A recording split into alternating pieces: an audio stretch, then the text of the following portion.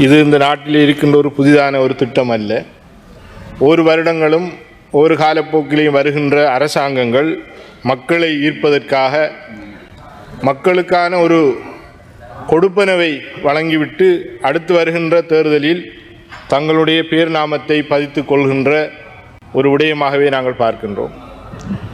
அந்த அடிப்படையில் கடந்த பொருளாதார இறுக்கமான ஒரு சூழலிலே இந்த அஸ்வஸ்ம திட்டம் அமலுக்கு கொண்டு வந்திருந்தது.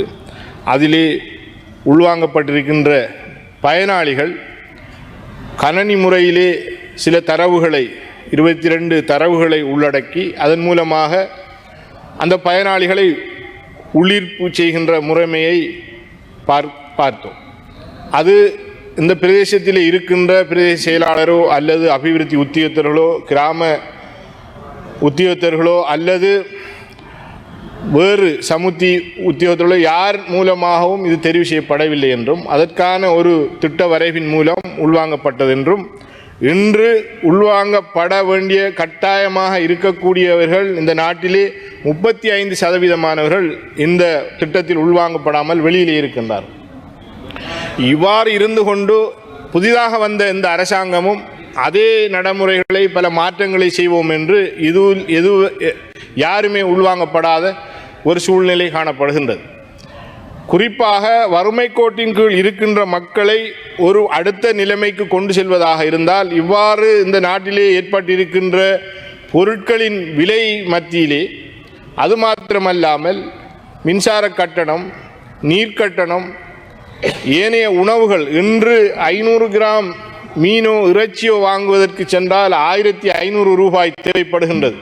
நீங்கள் கொடுக்கின்ற 5000 ரூபாய் 7500 ரூபாய் அல்லது அந்த 15000 ரூபாவை ஒரு வீட்டிலே இருக்கின்ற 4க்கும் மேற்பட்ட 5 அல்லது 6 குடும்பங்களைச் சேர்ந்தவர்கள் எவ்வாறு உண்ண முடியும், வாழ்க்கை செலவை எவ்வாறு கொண்டு செல்ல முடியும் என்பதை இந்த அரசாங்கம் கவனத்தில் கொள்ளாமல் பழைய குருடி கதவை திரடு என்று எங்களுடைய முன்னோர்கள் சொல்வது போன்று அவர்களை பின்பற்றி நீங்களும் உங்களுடைய செயற்பாடுகளை முன்னெடுக்கின்றீர்கள் என்பது மிக வருத்தத்துக்குரிய விடயமாக இருக்கின்றது. நாங்கள் எதிர்பார்ப்பது இந்த நாட்டிலே இருக்கின்ற அத்தியாவசிய பொருட்களினுடைய விலைகளை குறையுங்கள்.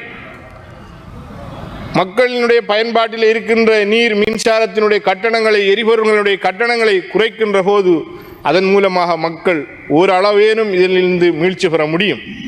சாதாரணமான மக்கள் வெளிநபர்களிலே அல்லது வங்கிகளிலே ஏனையோரிடத்திலே தங்களுடைய சொத்துக்களை அடகு வைத்து வெளிநாடுகளுக்கு செல்கின்ற போது 8 லட்சம் 10 லட்சம் ரூபாய் பெறுமதியான அந்த காசை செலவு செய்து வெளிநாட்டுக்கு கடனாளியாக போகின்ற போது அந்த வீட்டிலே இருக்கின்றவர்களுக்கு இந்த அஸ்வஸ்ம என்கின்ற நலன்புரி எந்த ஒரு திட்டமும் இல்லாமல் இந்த அரசாங்கம் புடுங்கி எடுக்கின்றது.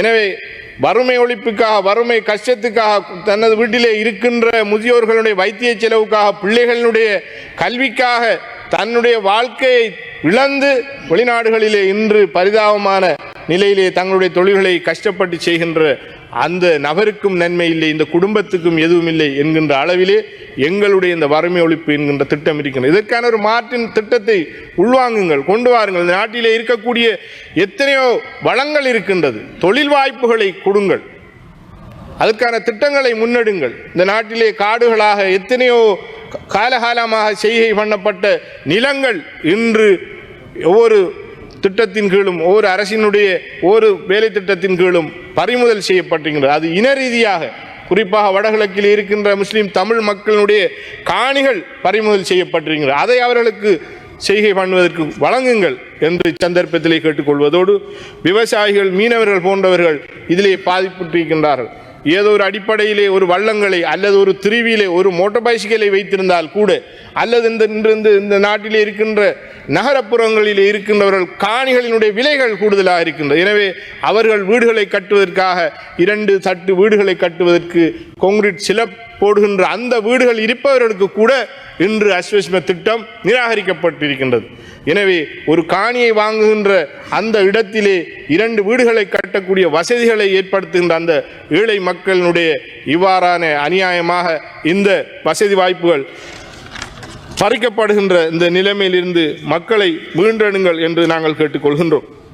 குறிப்பாக நீங்கள் வழங்குகின்ற 2 நிமிடங்கள் தேங்க்யூ. நீங்கள் வழங்குகின்ற இந்த கொடுப்பனவுகளை நாங்கள் ஒரு புறம் வேறு விதமாக சிந்திக்க முடிகின்றது.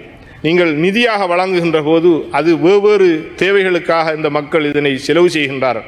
அது அவருடைய ஆடம்பர செலவுக்காக அல்லது வேறு தேவைகளுக்காக பயன்படுத்துகின்றார்கள் என்று நாங்கள் நினைக்கின்றோம். ஏனென்றால் நாங்கள் இந்த ஊர்களுக்கு எங்களுடைய பிரதேசங்களுக்கு செல்கின்ற போது தண்ணீர் கட்டணம் கட்டவில்லை, மின்சார கட்டணம் கட்டவில்லை, அல்லது பாடசாலைகளுக்கு பிள்ளைகளுக்கான செலவுகளை செய்ய முடியவில்லை, மருத்துவ செலவுக்கு நிதி தாருங்கள் என்று எங்களிடத்திலே கேள்வி கேட்கின்ற எங்களிடத்திலே நாடி வருகின்ற இவ்வாறான திட்டத்துக்குள் உள்வாங்கப்பட்டிருப்பவர்களை நாங்கள் பார்க்கின்றோம். எனவே நீங்கள் வழங்குகின்ற நிதி அது எங்கே போய் செல்கின்றது என்று யோசிக்கின்றோம். இன்று நீங்கள் வழங்குகின்ற 3000 ரூபாய் சப்பாத்துக்காக அந்த வவுச்சரை கொடுத்துவிட்டு வேறு ஏதோ பொருட்களை வாங்குகின்றார்கள். அந்த குழந்தைகள் இன்று வெறுங்கால்களோடு வேறு பாதாணிகளோடு செல்கின்ற அந்த காட்சியை பார்க்கணும்.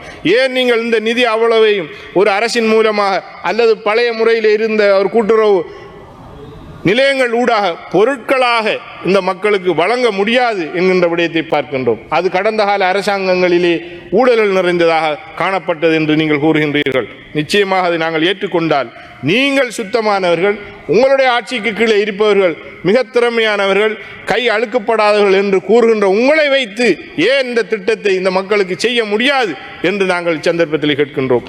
இந்த நாட்டிலே இலவசமாக மருத்துவம், கல்வி வழங்கப்படுகின்றது. இரண்டும் இன்று பேசுபொருளாக மாறியிருக்கின்றது.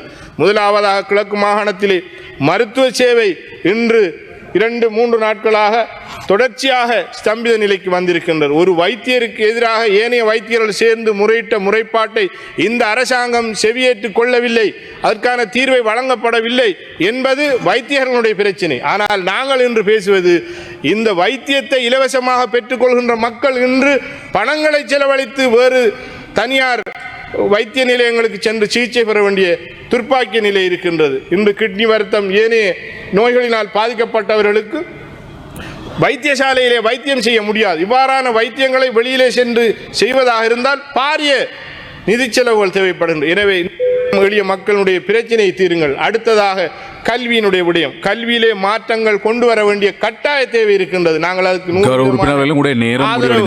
எனக்கு இன்னும் ஒரு நிமிடம் தாருங்கள். நிச்சயமாக இந்த கல்வியிலே மாற்றத்தை கொண்டு வர வேண்டிய தேவை இருக்கின்றது என்பதை இந்த நாடு முழுமையாக ஏற்றுக்கொள்கின்றது. ஆனால் நீங்கள் அதிலே சில சில்லறை விளையாட்டுக்களை உட்புகுத்தி இருக்கின்றீர்கள். அது எல்லா மதங்களும் வெறுக்கின்றது, எல்லா மக்களும் வெறுக்கின்ற ஒரு விளையாட்டை நீங்கள் அதிலே உட்புகுத்தி விட்டு எங்களுக்கு தெரியாது என்று கூறுகின்ற விடயம் என்பது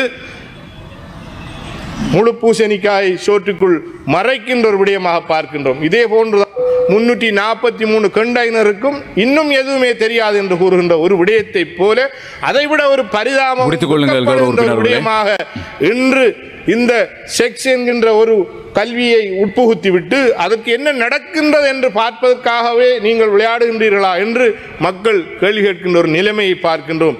எனவே இந்த விடயத்தை விடுத்து நீங்கள் இந்த கல்வி சீர்திருத்தத்தை இந்த வருடத்திலே இருந்து முன்னெடுப்பதற்கான நடவடிக்கைகளை மேற்கொள்ளுமாறு கேட்டு எனக்கு வாய்ப்பளித்து செய்திகளை உடனுக்குடன் தெரிந்து கொள்ள உடனே சப்ஸ்கிரைப் பண்ணுங்க.